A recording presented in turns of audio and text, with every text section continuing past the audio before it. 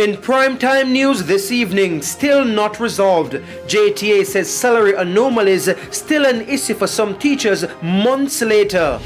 Fishers say heat making their work harder. What does this mean for seafood lovers? And some businesses in downtown Kingston affected by flooding on Tuesday.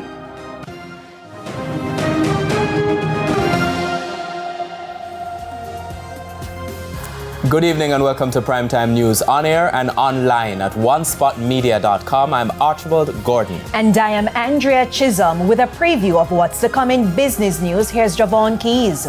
Well, Andrea, the discussion on wages has been a hot-button one, especially over the last year, and the Bank of Jamaica has added its own voice to it, cautioning private sector companies on how they increase wages. I'll have the details a little later on.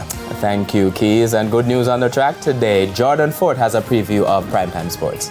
Yeah, well, of course, that's where we're going to start, Archie. The World Athletics Championships, no medals for Jamaica today.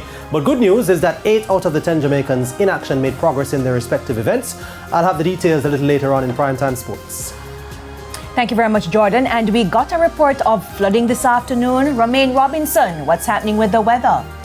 Thanks, Andrea. Now, the rainfall that we have been experiencing across the island is not associated to the tropical storm in the center of the basin.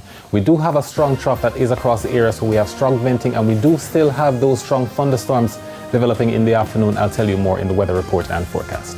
There is also Ian Prime in this newscast. But before the break, the feedback question. And this evening we're asking, what do you make of the performances so far by Jamaica's athletes at the World Athletics Championships in Budapest? You can share your comments online, facebook.com/televisionjamaica, and tweet at TVJ News Center. Stay with us. We have the details right after this break.